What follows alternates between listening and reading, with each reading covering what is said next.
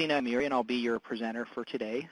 If any of you are joining us at this time, please note that your audio feature has been disabled to ensure that there is no interruption for other attendees. That being said, we are going to be taking questions during the end of the webinar, so each of you will have a chance to type in your questions into your computer or your tablet or mobile device, and we will take those questions. And then throughout the presentation, if you do have any urgent questions, you can utilize the chat window, which is located on the bottom right-hand corner of your screen, to ask those questions. I've been with Cirrus for 4.5 years, and I'm delighted to be presenting to you all on this very important topic, which is how to negotiate a dental office lease, and most importantly, how to avoid making some of the common mistakes that your colleagues have made in the past when it came time to negotiating a new lease agreement or renewing an existing lease for their practice. Some interesting statistics with regards to what's occurring in the dental market today. Over 83% of dentists in North America have an office lease agreement that can prevent them from ever selling their practice. Approximately 20% of dentists each year actually lose their ability to sell the practice due to the lease agreement. 3 out of 4 doctors in North America today have an office lease that may prevent them from reaching the end of their careers in their current location, meaning they're forced to relocate unexpectedly. Now, I thought it'd be good for you to understand why we're delivering this webinar. This webinar is part of an educational webinar series that we're hosting throughout the year. We did host these last year as well. And we focus on different aspects of practice ownership as it relates to the lease agreement. And our company was founded by dentists, for dentists, back in 1994, and we have negotiated over 10,000 dental office leases since our inception. We analyze over 1,000 dental office leases per year. Some of you who are on this webinar may have had your lease agreement actually reviewed by one of our consultants. We have negotiated more than 50% of the leases that we review annually, and we certainly track the critical dates for all of them, particularly the deadline for renewing the lease agreement as well as the expiration date of your lease.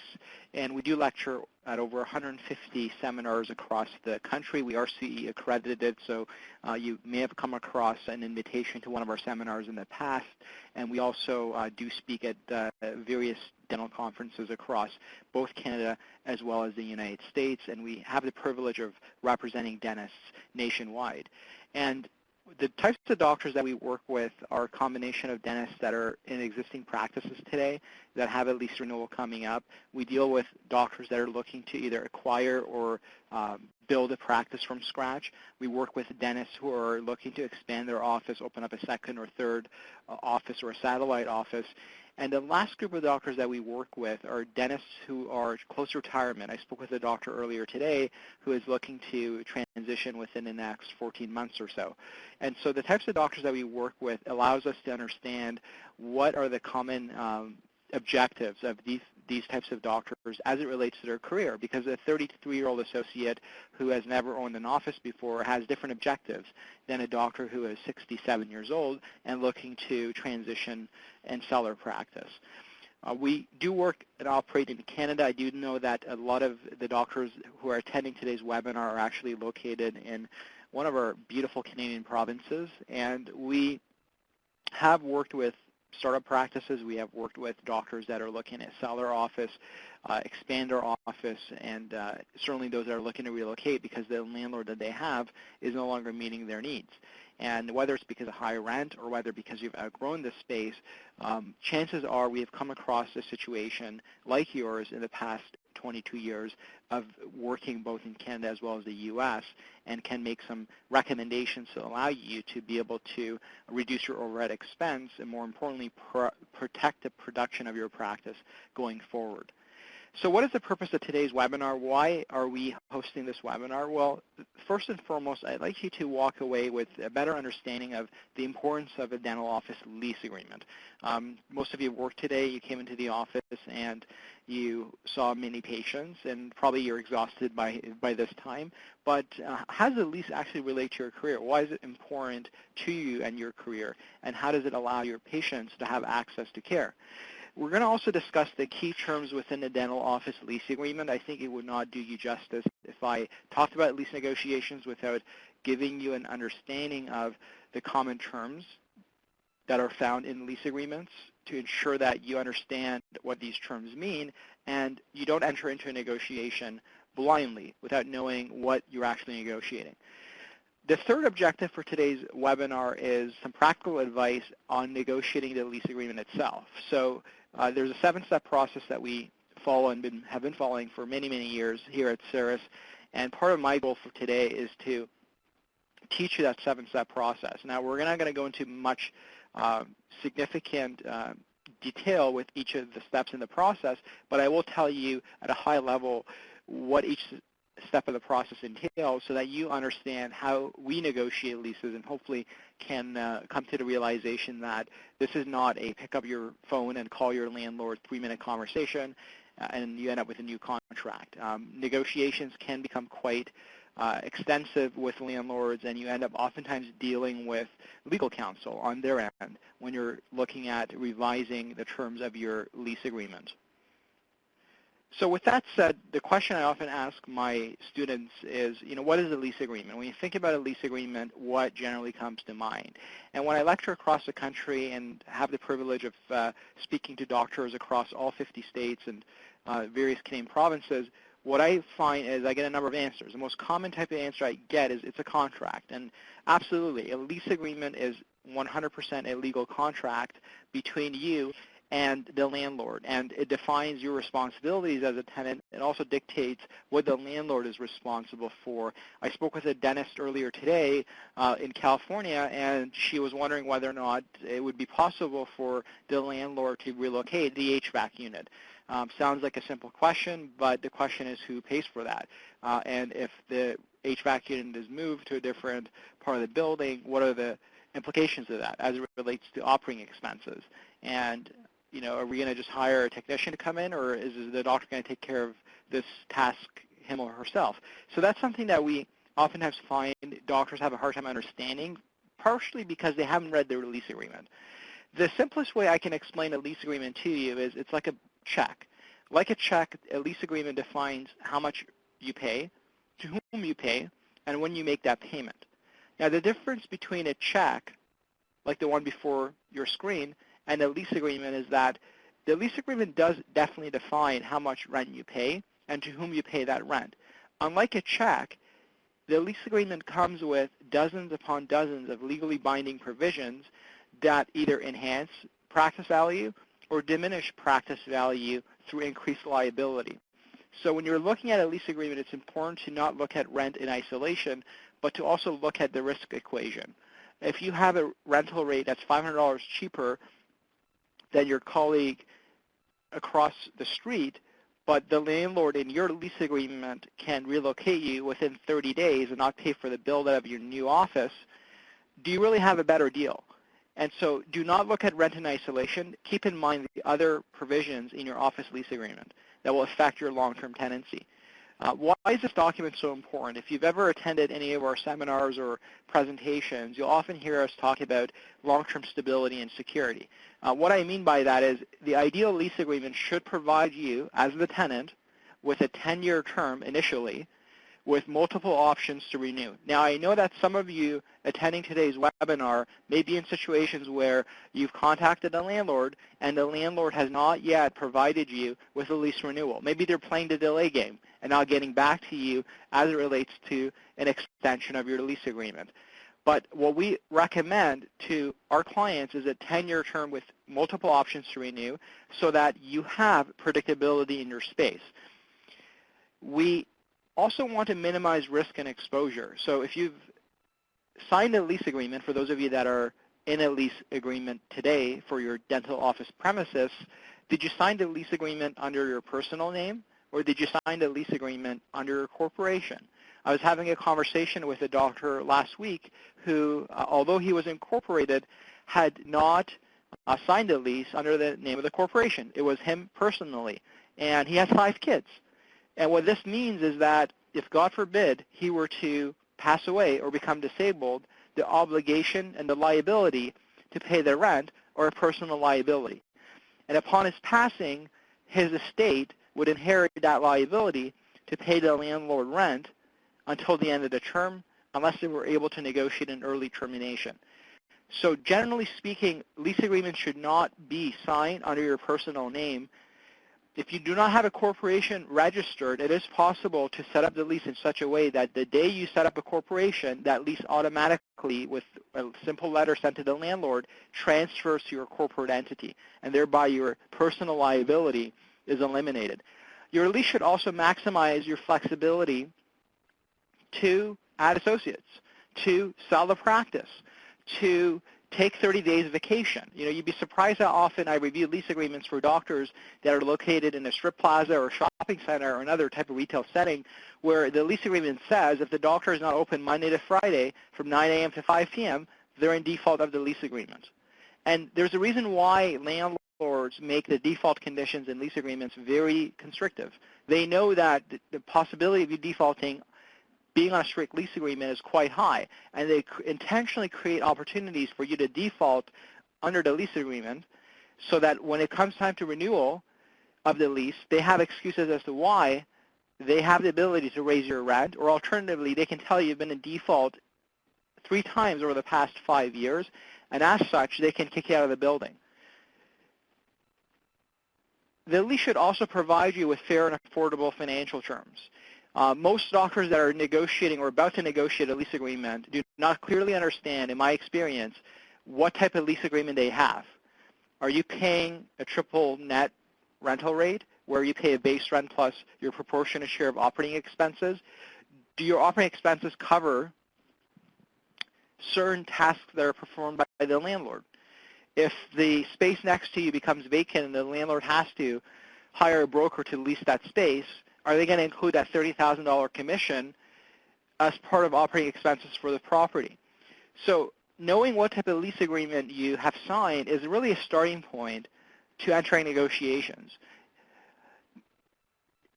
40, 50 years ago, some doctors, at least many doctors actually, had what's called a gross lease, where they paid a flat rental rate, and that rental rate didn't fluctuate throughout the term of the lease.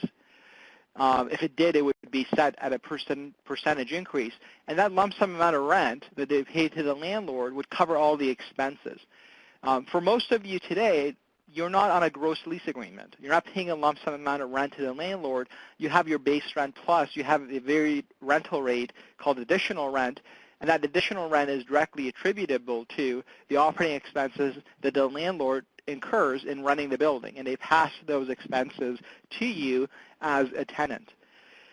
The lease should also enhance your ability, as I mentioned, to sell the practice. Every one of you should think about your long-term transition plans, and if you're thinking about selling the practice within the next 3 years, 4 years, or 5 years, you should consider having, at the time of transition, ideally having 7 years of remaining term left so that you're able to transfer the lease agreement to another doctor, and that doctor is able to obtain financing to actually acquire your practice. Now, when you're talking about determining practice value, when you're having a conversation with a practice broker, we're not practice brokers, we don't sell practices, it's not what we do. But the reason why we have come to learn why a practice and how a practice is sold has to do with how the practice actually is valued. And when you think about your practice today, put on your general dentist hat. If you're a specialist, I do understand if you're an orthodontist or an oral surgeon, this particular diagram may not be as applicable to you because you may not have as much goodwill in your business. But if we put on our general dentistry hat, if you're running a general dental office today in North America, there's 3 things that determine the value of your practice. The first thing that determines the value of your practice is the value of the equipment. So if you have a practice that's digital, that's modern, and you've invested in some very nice cabinetry and some very nice equipment, you're going to net a higher amount of money for the practice when you sell it, because young associates today, they don't want to be working on 40-year-old technology. So from that perspective, the value of the equipment directly impacts the value of your business. The second component that determines the value of your dental office has to do with what's called goodwill, right? You'll often hear accountants use this term. You'll hear financial analysts use this term. If you ever watch, the business news, goodwill for a dental office is very unique, and that goodwill is directly attributable to your patients. How many active patients do you have? What is the average production per patient? What type of dentistry are you actually performing? Is 20% of your dental practice, implants? And as such, the next buyer maybe cannot perform implants as well as you, or maybe has to refer out. Does that affect the value of the building? Absolutely. The practice, absolutely, it affects the value of the practice. But what if I told you now that your $1 million producing practice was located in a building that was built in 1947, and the landlord hasn't done any renovations since and has essentially neglected taking care of the property? I come along, and I'm a 34-year-old buyer. I'm interested in buying a practice, and I come across your practice. It's listed for sale, and I look at the patient charts. I look at the property, and I look at the equipment, and I make a decision. Now, if I had two choices, your practice and your colleague's practice, if your colleague's practice was located in a very nice professional office with some very nice neighbors, and the landlord did a wonderful job, he took it very personally to make sure that his building reflected him as an individual, and he made sure that anytime you had any concerns, your colleague was taken care of. He took care of the property, the parking lot, the building is beautiful, maintenance, landscaping, all of it's done. And is that going to affect my ability to purchase your practice versus your colleagues? Assuming both practices are producing $1 million a year? Absolutely. So the third component of what determines and derives practice value is location. And tied to location is your lease agreement, unless you own your property. And I know that a few of you did register for this program because you're landlords. You're dentists, but you're also landlords. You own and occupy the premises where your dental office is located, and you may actually even be in a building where you're leasing some of the building to other tenants, non-dental tenants. So from that perspective, you know very well, being a landlord yourself, that lease agreement, if you're dealing with a tenant who doesn't own the property, that lease agreement definitely determines whether or not they can exit. Because if you have a dental practice today and you don't have a lease agreement, what are you selling? You're selling equipment and patient charts, but the buyer's not going to pay you 100 cents on a dollar for that asset because they know there's a risk, possibility that the landlord may not welcome them in the building. Or they may welcome them initially, but they may ask the tenant to leave because there's no lease in place.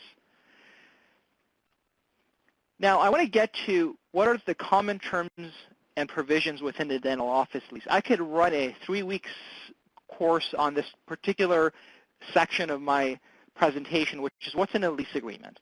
But for the purposes of today's webinar, since most of you only have about an hour today with me, what I'm going to do is I'm going to walk you through some of the most common provisions that I find in lease agreements, and I find poorly structured in lease agreements because the lease agreement was maybe drafted by a lawyer who didn't understand real estate. When you had the lease agreement drafted, if the lawyer drafted it for you, or maybe the landlord who drafted this lease agreement created one standard lease agreement for all their tenants, and it just so happens to have language in it that has nothing to do with your business, or if it does have something to do with your business, it's very detrimental to your success. And the first provision I want to discuss with you is called assignment. Now, assignment provisions in lease agreements, sometimes they're called transfer provisions as well, because the terms assignment and transfer mean the same thing. When you have a lease agreement, you cannot transfer that lease agreement to another individual or corporation without the landlord's permission. And what happens is when you go to your landlord at the time you want to sell your business, as one of our clients found out, the landlord can take their sweet time when it comes to evaluating whether or not they'll allow you to transfer the lease agreement. Now, if we put on our landlord hat for a moment, thinking about owning a property, and you happen to have 4 tenants in your building, and one of them happens to be a 1,500 square foot dental office. The gentleman or the woman running the dental office has been practicing for over 30 years, pays their rent on time every month, has never caused any trouble, doesn't call you frequently, takes care of all the maintenance inside the premises, and is just a wonderful tenant. Now, if that doctor came to you and said, Mr. or Mrs. Landlord, I am now ready to retire, and I have found a young associate who's looking to buy my practice, the first question you'd ask is, what is the experience of this particular associate? The second question you may ask is, does this associate have the capacity or the financial wherewithal to pay the rent for this property? So landlords think about a transition from their perspective. They're not thinking in their head that you need to sell your practice for $600,000 because part of your retirement it depends on it. They're thinking about that transition from the perspective of risk. If I give up a doctor who's been practicing in my building for 25 years in exchange for a 31-year-old associate, is that risky? Is that a risky move? Do I want to actually allow the associate to come in my building, or would I prefer to try to find an older dentist to take over the Plum Dot Dental office space? So the example before you is a paragraph that we took from one of our clients' lease agreements, and essentially says that if you approach the landlord and you want permission to transfer the lease agreement, the landlord, within 15 days of receiving your request to transfer the lease agreement as part of your practice sale, can turn around and terminate your lease agreement. Alternatively, can renegotiate the rental rate with a new tenant. And regardless of what happens, you're still liable as the original tenant for the balance of the remainder of the term. And this is what we call continuous liability after a transfer, meaning you as an individual are liable after the lease is assigned. So if the associate doesn't pay the rent, the new owner of the practice, guess what? The landlord now has the ability to come after you and collect that rent. And this type of paragraph is found in 75% of dental office lease agreements that I review. The second provision that I'd like to bring to your attention is called landlord's right to relocate premises. This is found in 50% of dental office leases that I personally review. And what I'll tell you is that it's becoming more and more common. The reason for that is the retail landscape in North America has significantly changed over the last decade. If you think about how many products today are ordered from Amazon versus a physical brick and mortar store, you'll have a sense of why landlords want to have the flexibility to move around tenants in their buildings, especially when vacancies arise and they want to provide some space to incoming retailers, or perhaps they now, given the fact that you're the only tenant left on your floor, they think it would be best for you to move to the 3rd floor of the building so they can renovate the floor you were on. From that perspective, having a relocation clause in a lease agreement for many landlords is an extremely valuable luxury. And what most of these relocation provisions state in your lease agreement is that if the landlord does move you to a different unit, the new space they give you doesn't have to be identical. It can be substantially the same in size. So for example, if you're practicing in 1,450 square feet and the landlord moves you to a unit that happens to be 1,300 square feet and in the configuration of a bowling alley, then that's what you're going to be stuck with. And you have no ability to say to the landlord, no thank you, please write me a check so that I can move on and lease a space from a different landlord. If the landlord is paying for your relocation in your lease agreement, oftentimes they're referring to paying for the physical relocation. They're not discussing the notion of hiring a technician from your equipment supply company and having them properly install your equipment. So from that perspective, if the landlord does pay for the relocation, many times the costs are not going to cover nearly what you need to actually plumb out a new dental office within the new premises. And if you notice in this particular paragraph, Section C states that your payout is going to be capped at $1,000. That's not even going to cover most of your marketing material, let alone having to plumb out a new office. The third provision I'd like to bring to your attention is what's called an option to renew. So many doctors ask me, Sina, I have an initial term, and my lease agreement has an expiration date. Every lease has a commencement date and an expiration date. And mine happens to expire March 2018. And I have an option to renew. Should I be worried? The answer is yes. And the reason for that is if you have an option to renew, first of all, if you backtrack, the lease expires March 2018, right? 2 years left on the existing term. If you have an option to renew for, say, 5 years, the question is, because I have an option to renew, do I really need to negotiate my lease agreement with my landlord? Wouldn't I just exercise my option to renew when the time comes? And my lease agreement actually says that I'm to provide the landlord with notice 6 months to 9 months prior to the expiry of the lease term in order to renew my lease. And so what happens with a lot of doctors is they wait, and they wait until they get close to the expiration date. Then they submit a letter to their landlord, or they pick up the phone and call their landlord and say to the landlord, I want to renew my lease. The landlord's response is, no problem.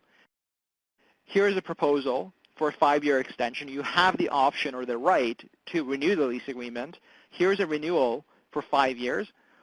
And doctor, we believe your rental rates are significantly below market, and effective the first of next month, your rental rate is going up by 7.5%. So what happens now, because you have 9 months of remaining term on your lease agreement, is you're forced to take the landlord's offer because the cost of relocation is extremely expensive. And you cannot move your dental office within that period of time. You have no choice but to take the landlord's renewal option or to try to negotiate the rent. But every month that goes by, and the closer you get to the expiry of the current term, your landlord essentially holds all the cards. If you decide to not agree to the rental rate the landlord's asking, the landlord doesn't have to give you an extension. The landlord can say, I provided you, as per your lease agreement, with an extension option. You decided not to take it. And this is happening to a lot of your colleagues across the country. It may have already happened to you, and that's why you're on the webinar today. Other important provisions within the dental office lease agreement, I'm going to touch on this very briefly, demolition clauses. If you have a demolition clause in your lease, it basically says that the landlord has a right to demolish the property or substantially renovate the property, and as such, they have the ability to accommodate the renovation or the redevelopment. They have the ability to terminate your lease agreement. So demolition clauses are not good to have in a dental office lease. Demolition equals downtime. I'll pick on one other provision from this list here, improvements and alterations. So I have a doctor I'm working with, actually there's 2 partners in that practice. They own 2 offices, and they're not sure what they're going to do with one of them. They're thinking about either relocating, they're thinking about maybe potentially selling. So we're exploring all those options simultaneously. And one of the questions that came up in my consultation with the doctors was, Sina, if we leave the building, and if we buy a building, can we just pick up our equipment and move prior to the expiry of the lease term? The answer is no, right? There's a penalty you pay for leaving early. Number 2, is the landlord going to want just the keys back, or did they expect you to restore the space to its original condition? So if you moved into the building 18 years ago and you plumbed out the office as a dental office, is the landlord expecting the condition of the space to be in vanilla shell when you leave? What is the condition of the space?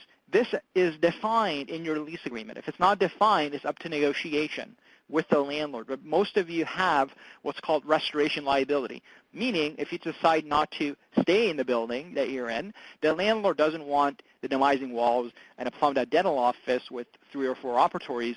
The landlord expects you to remove all your equipment, to remove all your trade fixtures, and to deliver the premises in the same condition it was in at the commencement date of the lease agreement, prior to your fixturing period. So how do doctors end up signing lease agreements that are extremely one-sided and present liability to them in their practice? We find that when you're working with a lease negotiator, generally you're working with either a realtor or broker, or you're working with an attorney. Now, there's advantages of working with a realtor, and there's advantages of working with an attorney. One of the advantages of working with a realtor or broker is that they can help you identify a site. They can do some market research for you to identify what is the going rental rate for that property, what should be the going rental rate for that property, and then they can negotiate an offer to lease with the landlord and hammer out the financial terms of the agreement that you're going to have. How much rent are you going to pay? What is the term of the lease agreement? Is the landlord going to provide you with any form of tenant improvement dollars or allowance to offset your expense of building a dental office? And I find many of you who initially signed a lease agreement, you have worked with either a broker or an attorney, or maybe both. If you worked with a broker, chances are that the broker ended up giving you advice on rental rates and term and all the economics, but they completely missed out on, and they're not to blame because they don't have a legal background, they completely missed out on all the legal provisions in your lease agreement. So they don't have an idea of whether or not you have a relocation clause in your lease. And they may have noticed that it was buried in page 63, but because they only work with 1 or 2 dentists every couple of years, and the rest of the time they're working with other small businesses, they don't really quite understand the impact that that provision has on you as a dentist who's spending $125 a square foot plumbing out your dental office. If you worked with an attorney, you may have had an attorney who was your patient. You may have had an attorney who was a family friend. Maybe they were a divorce lawyer. Maybe they were a tax lawyer. Maybe they're a bankruptcy lawyer. You said to their friend, you know what, I have a lease negotiation coming up, and I have no clue as to how to negotiate this contract. You're a lawyer. You read contracts day in and day out.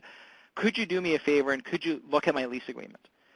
You may have actually hired a large law firm. You may have actually gone to one of the best real estate law firms in the country. What lawyers negotiate for the Targets of the world, for car dealerships, for professional office tenants like Google that lease massive amounts of space if they don't own the property they're in because they have offices around the world, what they negotiate for those types of clients is very different than what needs to be negotiated for a dentist. Because if you think about it, a nail salon doesn't sell their business the same way you do, right? A nail salon is not going to net $600,000 for the business and have patient charts ready to be transferred. So, and there's no recurring necessarily unless you can, create a reason for the consumer to come back. There's no guaranteed recurring revenue. Yet most of your patients are coming back to your chair at least once, if not twice a year for their hygiene visits. And you have a recall program. And so there's some unique aspects of your business that affect how you sell your business, but more importantly, how your lease should be set up to allow you to do what you need to do, like bring in a specialist, like add an associate, like have exclusivity to be the only dentist practicing in a building. We had a doctor who was 34 years old, started practice from scratch, and the landlord turned around and leased a space. He's a general dentist, ended up leasing a space to an orthodontist. And the orthodontist had exclusivity for orthodontics and did not want him to refer his patients to anybody but her. Could she do this? Well, she had exclusivity over orthodontics. She essentially threatened the general dentist by saying, if you don't refer your patients to me, It's very simple. I will go to the landlord and I will ask the landlord to limit the services you offer your patients so that you do not have the ability to actually offer Invisalign and other related services. I am the only orthodontist allowed to practice in this building. So from that perspective, having a lease agreement that's extremely inflexible really does limit your production. And what we found over the last 22 years is the ideal model is to combine the expertise of commercial real estate brokers with commercial real estate lawyers that specialize in dental office lease negotiations without any conflict of interest. And by conflict of interest, I mean this. Your broker gets paid by the landlord. That, in our opinion, is a conflict of interest because if the broker is providing you with any advice on the lease terms, they have a vested interest in you signing the deal and possibly paying above market rent because their commission depends on it. Their commission rate is fixed to the rental rate per square foot and the term of your lease agreement. And if they show you 4 properties, and many of you have actually experienced this, you call up a broker, they show you 4 properties, and then they want you to sign an offer to lease. You look at that offer to lease, the rental rate seems kind of fine. You know, maybe you can negotiate more improvement allowance from the landlord, but in the end, what you don't realize is by signing that offer, you have actually bound yourself to leasing that space. It could be a binding offer. And so the broker, because they're looking at moving on to the next deal, may not necessarily take you through all the risks that come with this particular property. Have you even done an inspection of the property? Have you had your contractor in the location if you're looking to build a dental office? Have you measured the space to verify that it's actually 1,500 square feet? What happens years later if you decide to expand? The coffee shop next to you decides to vacate. Do you want to take over their space? Can you? Does the landlord have the right to gouge you on rent when you want to expand? So all these questions come up, and the best way to negotiate a lease agreement is to look at the rental rates and the economics, and also look at the financial and legal terms simultaneously so that you're not negotiating one aspect of the lease in isolation and paying the price for it when you sign the agreement because of the liability within the agreement. Now, the most important thing you should walk away with tonight, for those of you that are joining us and have just joined us and logged in, is what I call the tenant lease cycle. So what's a tenant lease cycle? When I was starting this business many years ago, the first thing that I learned about real estate was every landlord across the country, doesn't matter what state or province you're located in, every landlord across the country who owns a commercial property manages the property through a number of tools. One of the most important tools in your landlord's toolkit is what's called a tenant lease cycle. And the tenant lease cycle is essentially the notion that if you're dealing with a tenant, doesn't matter if they're a daycare, nail salon, coffee shop, or a dentist, the closer you get them to the expiration of the lease agreement, the more likely it is that you're going to come out winning at the end of the negotiation. Meaning if I approach a tenant with 3 years of remaining term, and I say to the tenant, doctor, congratulations, your rental rate is going up by 14%. That doctor is going to call up a couple of his friends. He's got to research the market, and he's got to probably move his office if I don't concede on the rental rate.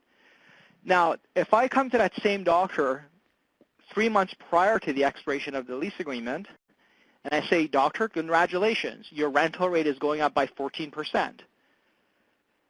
Unfortunately, the tenant now is not in the position, doesn't have sufficient time to research rental rates in the area, to go out and visit sites, let alone move his practice in under 3 months. So the way that you have to think about a lease agreement is that the landlord's not going to pick up the phone and call you to say to you, this is the ideal time to negotiate. In fact, when there was a deadline in your option to renew, that deadline was set by the landlord intentionally to be close to the expiration date, not 3 years out. So if you have a lease agreement, the ideal time to commence negotiations, in our view, is approximately 24 months prior to the expiry of the then current term. This doesn't include the option to renew. So if you have an option to renew, as the example of the client whose lease expires in March 2018, if they have an option to renew for another 5 years, we don't calculate that when we're determining when to contact the landlord. The key question is the lease in the current term, does it have less than 24 months?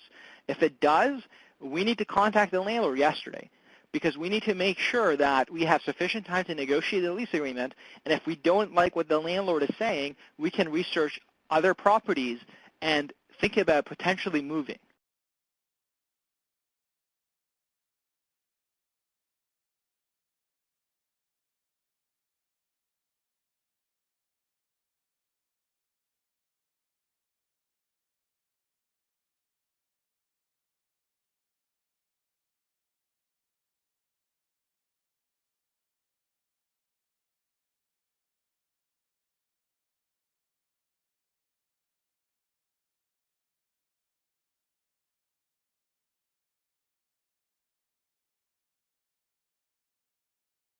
Across the country retain us.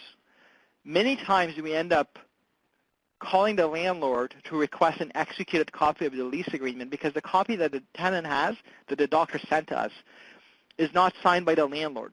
If you have a legal contract and it's not signed by the other person, is it binding? Is it enforceable? It's not. So before we commence negotiations, it's important for us to be able to look at a document and know that this is an agreement that's actually in place today.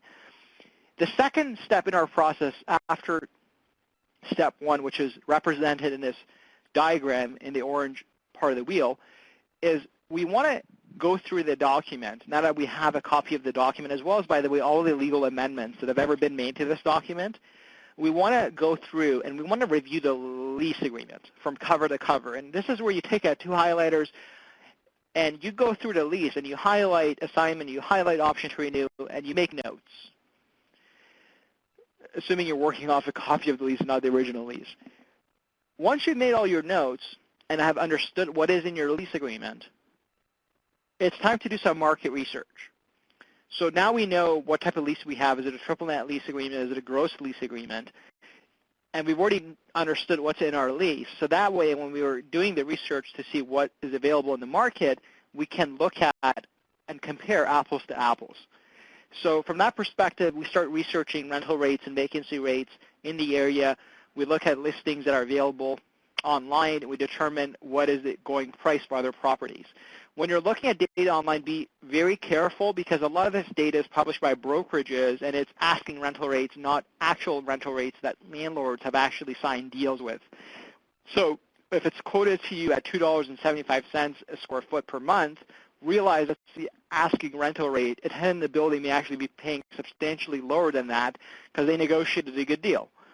And what we look at is 22 years of dental office leasing data that we've collected confidentially when we're representing a doctor. So chances are we've done a deal for your colleague in the area, and we know what the rental rate is, we know who the landlord is, and we know what they're paying, and so we can give you some good advice with regards to whether or not we think the deal is a good deal or a bad deal because the rent is too high.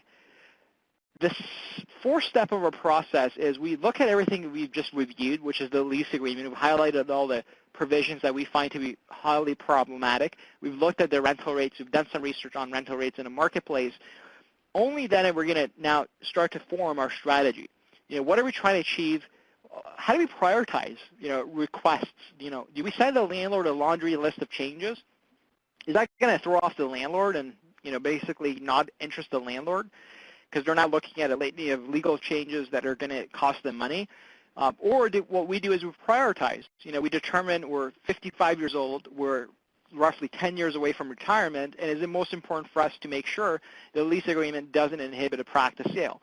And we're working with a young associate and they're building a practice for the first time, the priority of the concessions is very different than a doctor who's mid-career or in the later stages of their career. What's important to you is not what's important to all of your colleagues.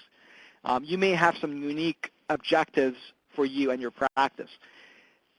After we've gone through and we've actually developed the right strategy, only then will we contact the landlord and begin negotiations. And one of the questions I often get asked is, Sina, we just retained you, and It's been like 4 or 5 days, and you told me your process prior to contacting the landlord to do all the pre-negotiation due diligence is 5 to 10 business days.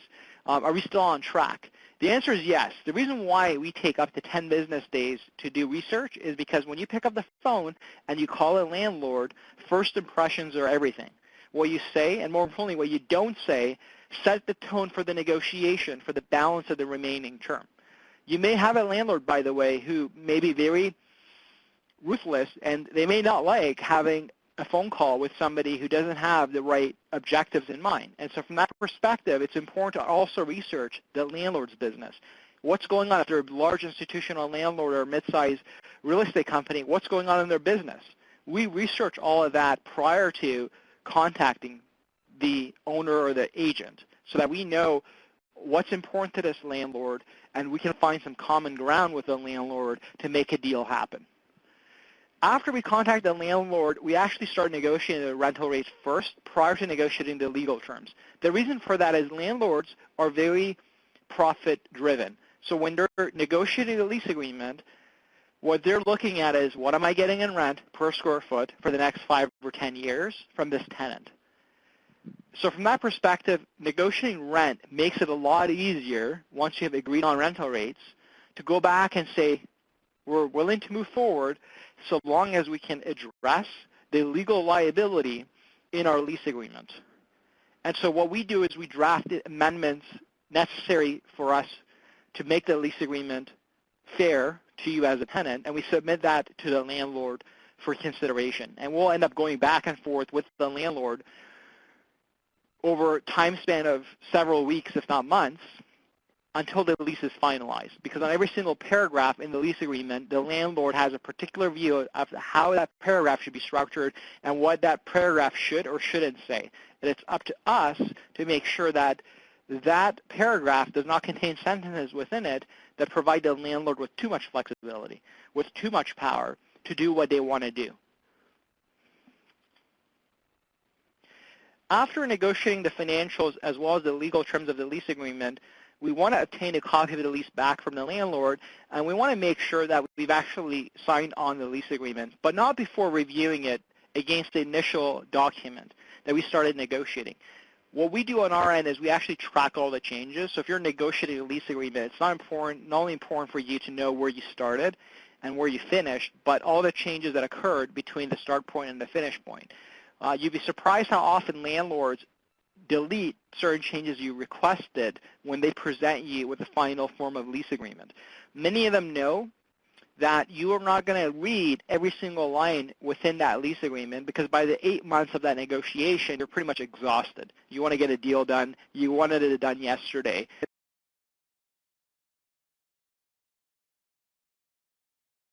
And so you've basically said, I assume most of the things I negotiated are reflected in this final document. And you sign off on it, and years later when the dispute arises or you're trying to sell your practice, you're surprised to find that what you decided to negotiate at the time isn't reflected in the final document. We had a doctor 3 weeks ago. She thought she had exclusivity, but she doesn't.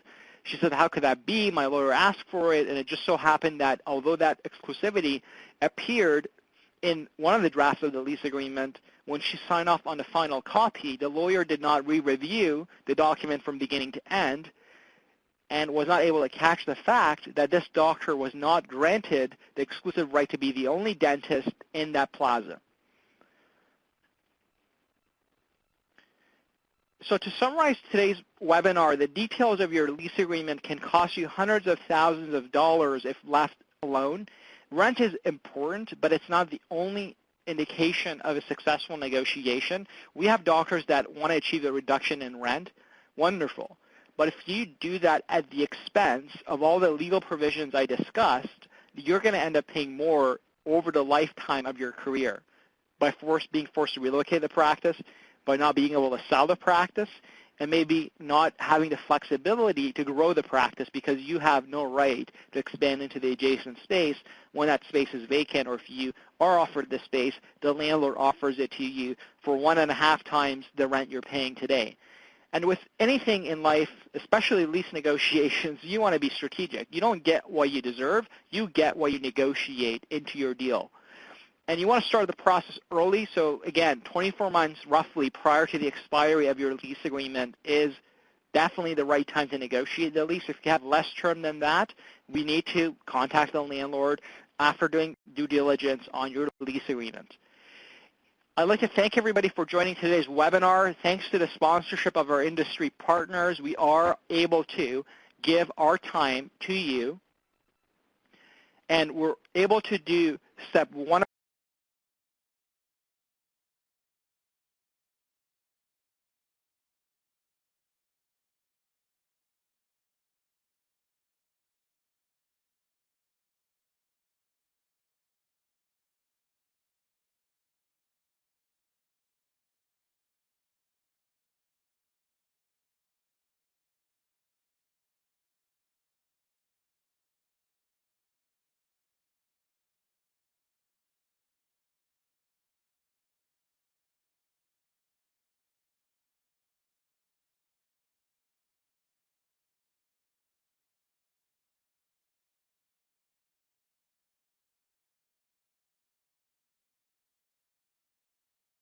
There's no guarantee that we can reserve a time for you, but if you would like to get your lease agreement reviewed, we are going to be waiving our fee for the lease review. So thank you again, and what I'd like to do now is, I know that some of you have been asking me questions via email. What I'm going to do is I'm going to open up the polls here. Let's go to the polls, and I'm going to have a poll here basically just trying to find out how you guys heard about the webinar, and also give you the opportunity to ask questions utilizing the chat window, which is located on the top right-hand corner of your screen. And I've noticed some of you are already starting to complete the poll, so it looks like what motivated some of you to attend this webinar, we have some doctors, 33% of doctors so far, have a lease coming up for renewal. 66% are, wow, 66% of you today are looking at, looks like, to transition within the next 5 years. And then it looks like half of you are either looking to start a practice, buy a practice, or renew a lease. So that's a good indication that we have a good combination of different types of doctors. It goes back to what I said earlier with regards to, different objectives, right? So from that perspective, we want to make sure that we obviously take into consideration where you're at with your life stage prior to commencing lease negotiations.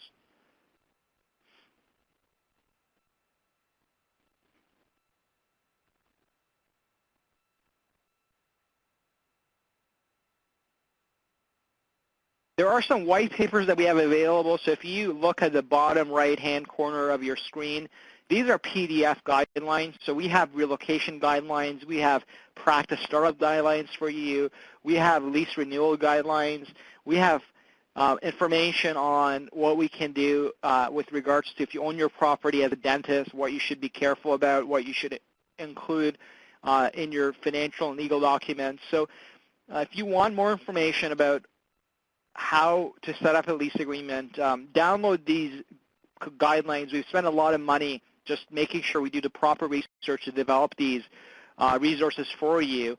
And then there's also some helpful online resources for those of you that want to not only get your lease reviewed, but you also want to just learn more about negotiating a lease agreement. We have published a lot of videos on dental office leasing that are available online for you to access. We also have a service that's free, and that tracks your lease expiry. You'd be surprised how many doctors across the U.S. and Canada today have a lease, they have multiple options to renew, and they miss their deadline for renewing the lease. And next thing you know, they're month to month, and the landlord says, "Doctor, here's your lease renewal," and it happens to be at a much higher rental rate than they expected, all because they simply forgot when their lease expired and they contacted their landlord too late. I'm going to take a question from Mike here. So Mike asked the question with regards to selling a practice, and the question here is, if I have a buyer, is it better for the buyer for, yeah, it looks like is it better for the buyer to negotiate a new lease agreement than to have my lease assigned? So that's a good question, Mike. What I would recommend in your case is let's have a look at the lease first, because I don't know whether or not, frankly, you have a good lease or a bad lease in place. If your lease agreement is properly drafted, which I hope it is, then it's to your advantage to assign that lease agreement to the buyer, because the buyer doesn't want to go through the headache of having to negotiate a new deal altogether with the landlord. And so from that perspective, what I recommend prior to getting the practice appraised and sold is having the lease agreement reviewed so that you know whether or not it will facilitate or inhibit a practice sale. And most importantly, you have a lease agreement that says if you decide to transfer the lease agreement, the landlord cannot deny a transfer. And furthermore, the landlord has to honor the rental rate they've been offering to you. They can't just say, because the doctor you're looking to take over is younger and inexperienced and has debt, we're going to increase the rent because it's a risky tenant for us. Now, that happens every single day. Landlords use the change in tenancy as an excuse as to why they're going to change the terms of the deal.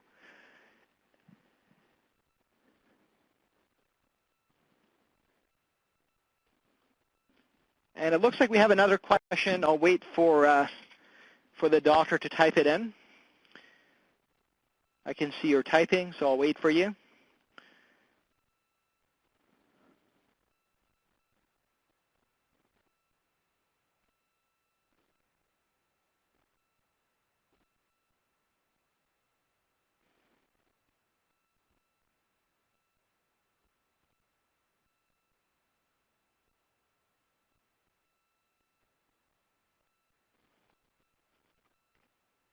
And by the way, if any of you have colleagues that wanted to attend this webinar, or if you're interested in rewatching the webinar, we have recorded this webinar, so you have the ability to view this, and we will contact you. We'll provide you with the recording via email so that you have it for your reference, and you can also share it with any colleagues you have that have a lease agreement coming up for renewal. And I just noticed it wasn't a question, but there's a comment here made. Thank you. The webinar was very helpful. Thank you for attending. We always like to ensure that you walk away learning something from our programs. And if anybody has any other follow-up questions, what I will do is I will make sure that I'm available to address them. And there's two people that are finishing typing their questions, so I'll just wait for you to do that.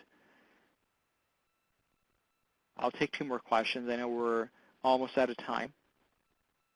Okay. Yeah, so one of the questions I just had was with regards to 5-year extension of the lease agreement. So, doctor, I'm going to recommend that you send us your lease agreement. So for me to address that question, I'd like to have a look at the lease. If I will be able to understand your question better, we'll provide you with the right guidance as it relates to that question. And then another question that just came up is, if I have a month-to-month lease, what should I do? So good question. Depends on why you're month-to-month. You may have missed your deadline to renew the lease. The building may be old. The landlord may be looking to redevelop it. Or alternatively, doctor, you may be in a situation where your landlord is in the process of selling the building, and for that reason, they've kept you month-to-month. We'll look at the property. We'll look at the landlord and your lease agreement. If you don't have a lease agreement because you're month-to-month, ideally the lease you had in place at one point, and then we'll guide you on what to do next. I mean, usually that involves contacting the landlord, having us discuss your month-to-month lease agreement with the landlord, and describing to the landlord the impact that this has financially for you and the value of your practice. So now that we're out of time, I would like to thank everybody for attending today's program. If you have any questions, my information is on the screen before you, my toll-free number as well as my email address. And I hope you enjoyed the webinar, and I wish you all the best in your lease negotiation.